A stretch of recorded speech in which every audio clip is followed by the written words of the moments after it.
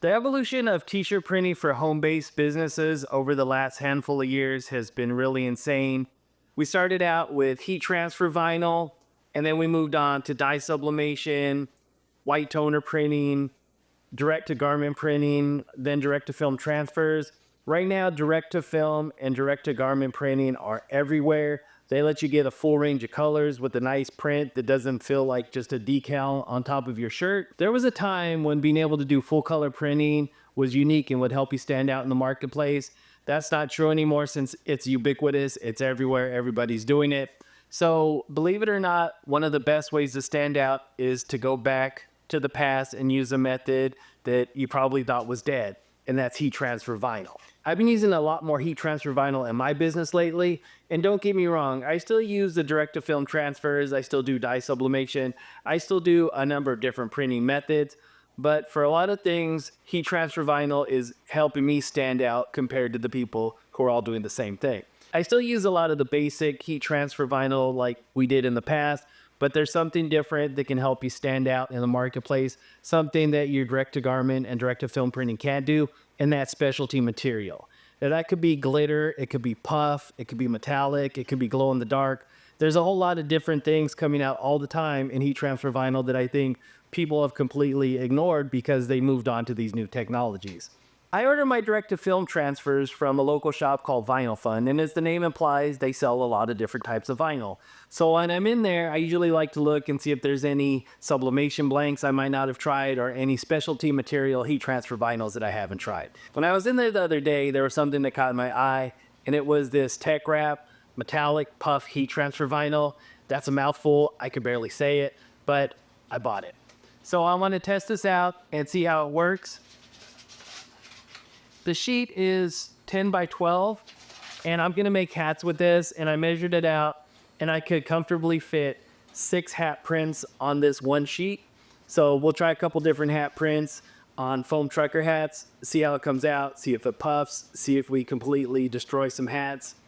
And if this is good enough, and it's easy enough to work with, then I can list these in my Etsy store and start selling glitter puff hats. So let's make a couple hats and then we'll come back and see what we think. We're going to keep the setup of this artwork really quick and simple. I'm in Adobe Illustrator. This artboard is set up to the maximum print size of my heat press. And when you're doing puff, you want to make sure that you're not going to use any letters that are going to plug when the puff vinyl expands. So what I'm using for this one is a typeface that I designed called Odyssey Rock ITFDB Regular. And what we're gonna do is some hats for weddings. So people like to do these for like bachelorette parties and stuff like that. So we'll do one that says bride.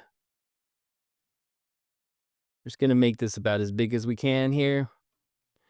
Then we're gonna space this out a little bit so when it puffs, it doesn't end up with the letters running into each other. So that's the first one. We'll make a copy of that and turn that into outlines. We'll do one that says squad.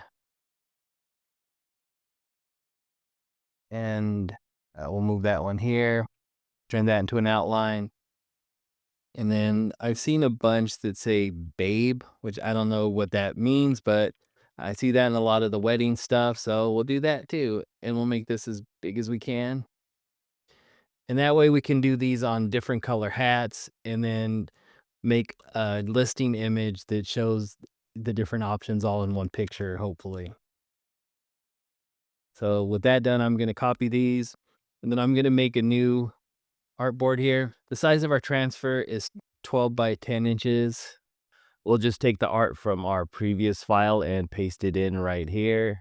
And I think we can actually fit a little bit more there. I have a 12 by 10 inch artboard, and now what I want to do here is just space these out on my artboard. And I might want to add one more thing here. And what I think I'll do is like birthday hats are pretty popular too, so I'll do one with the year, and I'll do the year that I was born, 1973, space that out, set up on this artboard. Then what I like to do here is make a box around everything with an outline, then use my pen tool here, make a line going that way, make a line going this way, And that way, after I cut the vinyl, I can weed these out individually and it makes it a little bit easier to deal with.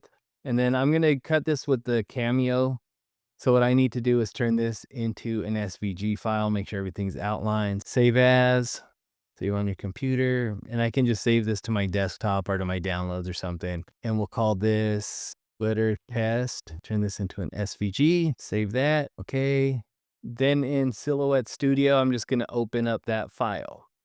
I'm gonna use the Silhouette cutting mat. So this shows me exactly where this is gonna be on the mat.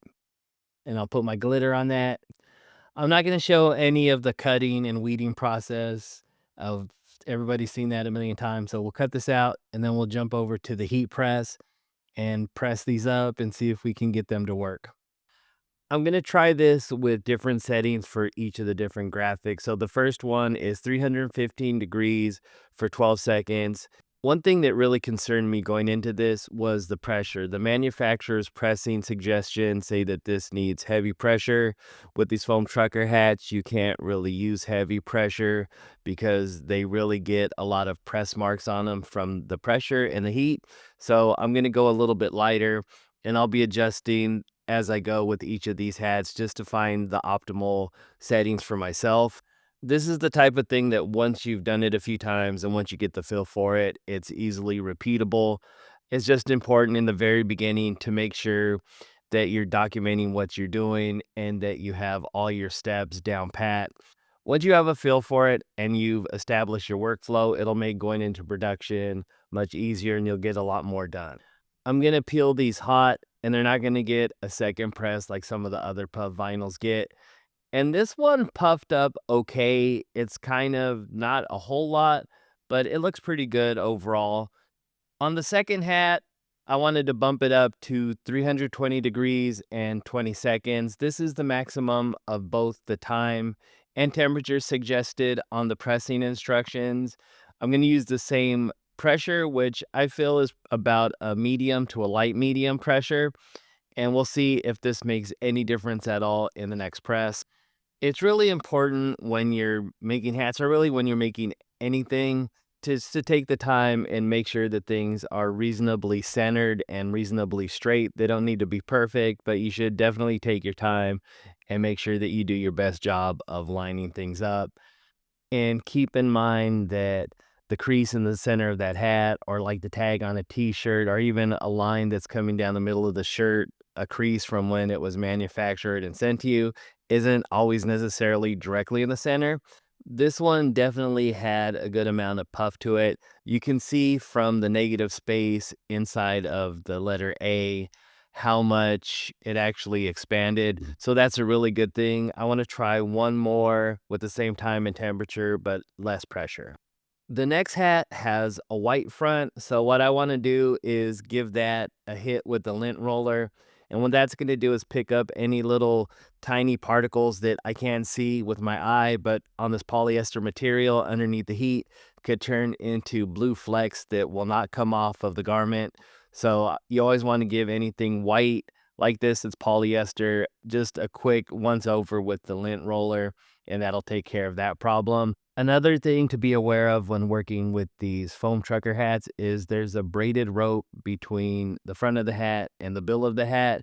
That burns really easily, so you want to make sure that you line it up on your press so the heating element isn't touching that braided rope that goes across there, because that will definitely ruin a hat very fast, and there's not really anything you can do to fix it once you burn one of those things. So we're going to give this one a quick press and see how it comes out. This last one puffed up the most, but the problem with that is that it's not as glittery as the other prints. So the glitter's in there really dense, and as it expands, the glitter expands with it, and it looks just kind of dull and foamy. So I think we'll try one more, same pressure, but less time and temperature. This last one, we're gonna do 310 degrees for 20 seconds and light pressure. I like the way that the last one puffed up. It just puffed a little too much. So we'll see what happens on this one. It's been a really nice experience so far working with this puff vinyl, and I haven't had too many problems. And so far, all of the results have been acceptable. If this was difficult to work with and I was having trouble with it, what I would do then is cut my vinyl into little strips and then just press one strip at a time on the same garment so you're not wasting a bunch of garments. And then that way you can get your time, your temperature, your pressure, all of that nailed down. Sometimes it's just really a hard learning curve on things. This last time, temperature, and pressure combination seems to be the winner. It puffed up nicely. The glitter looks really good. It's very glittery still. And I think that this would be the best result that I'm going to get with this. I'm really impressed with this TekWrap Glitter Puff Vinyl, and it was really easy to work with. I tried different puff vinyls in the past. Some haven't come out at all. Some have come out okay. I tried different settings with this, and they all came out to various degrees. I would say they all came out to a satisfactory degree at the very least. I'll have to dial in my settings and just figure out what's the best for me in the long run. I'm definitely going to offer these in my Etsy store.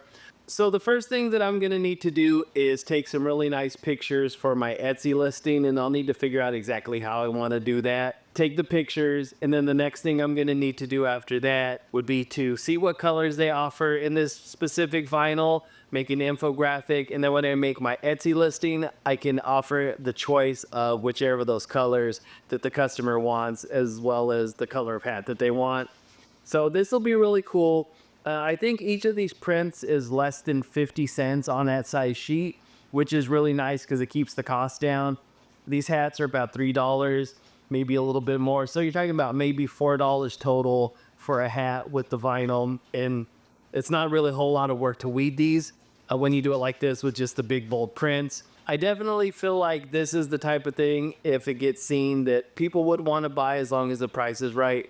And it's going to be pretty easy to make a profit on these because the cost is low for the materials and they're very easy to manufacture. So that's the TekWrap Puff Glitter Vinyl.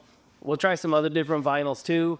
Like and follow for more. Leave a comment. Let me know if you'd like me to try any other specific materials that you've heard of. I do have some metallic and some metallic puffs, so maybe I'll try one of those next. We'll see you on the next one.